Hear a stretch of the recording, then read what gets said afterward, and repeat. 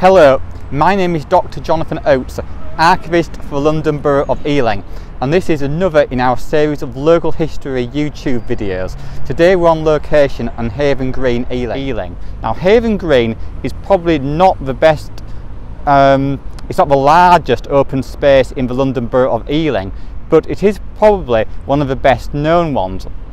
This is because it's opposite Ealing Broadway Railway Station, so both visitors, workers and residents see Haven Green and probably cross it or go around it on their way to or from work or play or home.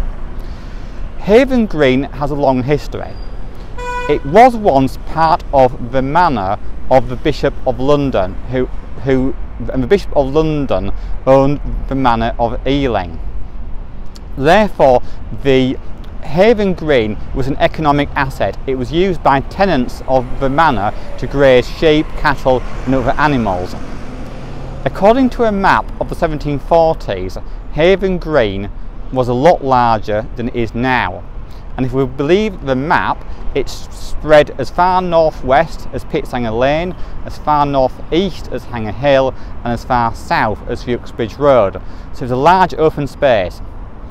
However, in 1830s, the Great Western Railway Company wanted to build a railway from Paddington to Bristol, which they did, but this meant cutting across countryside, and there was controversy because the railway line would, in the plan, cut across the bottom part of Haven Green, slicing off the southern portion of that piece of land.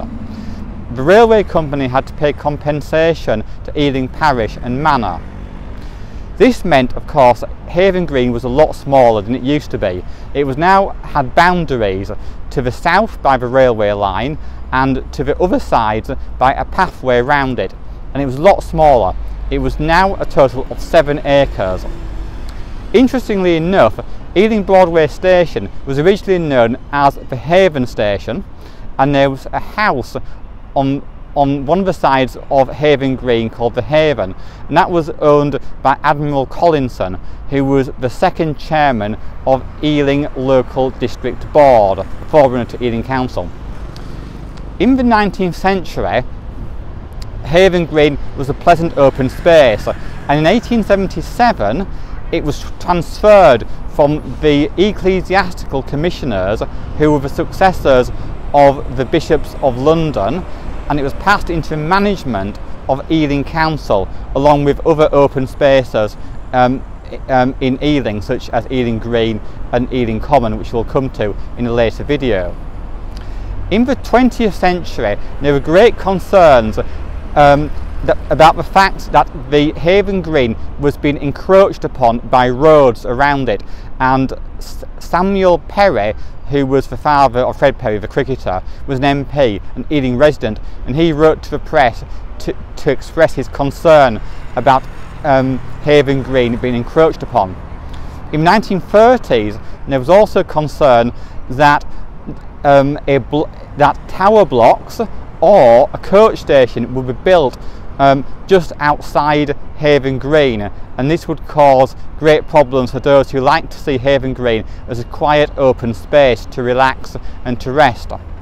Fortunately, the block of flats was only 5 stories high, and so Haven Green's tranquility was to some extent saved. Haven Green is also mentioned in an Agatha Christie short story called The Adventure of Hunter's Lodge, which is in the book Poirot Investigates, published in the 1920s. In that short story, a gun is found on Haven Green by a commuter on his way to the railway station and passed to Ealing Police Station. The revolver turned out to be a red herring, although it's an important part of the plot. Of course, Agatha Christie knew Ealing very well and had lived and visited her great aunt in Ealing in the 1910s and 1900s, and that's probably why she included Haven Green as part of her short story. After World War II, there was a plan to have a children's play centre with a paddling pool and other things on Haven Green, but this did not happen. There's also a plan to have a cenotaph, a war memorial on Haven Green, but again this did not happen. In the 1970s there were complaints in the local newspapers that Haven Green was actually the haven of vandals, and talked about the antisocial behaviour that took place on the green. In more recent times, Transport for London have encroached upon the part of Haven Green which is closest to the railway station for transport purposes, and it's not known how long that this will be, whether it will be temporary or not. But for most people, Haven Green is, as it has been since the end of the 19th century, a pleasant open space on which to sit, to relax and to rest. If you liked this video, please tick the box, subscribe to the channel and write your comments below. If you have any thoughts or ideas for further videos, please let me know. We do check the comments regularly. Thank you. Another interesting fact about Haven Green is that an air raid shelter was built under the south part of Haven Green during World War II.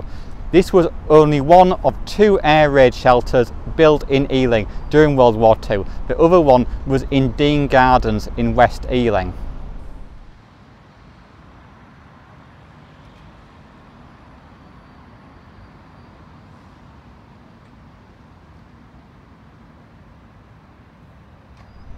In the late Victorian period, the Vicar of Christ Church, the Reverend Joseph Stephen Hilliard, erected a coffee stall on Haven Green in order to sell coffee to commuters and other passers-by. However, he fell foul of Ealing Council because he'd opened his coffee stall without a trading licence and therefore had to cease business.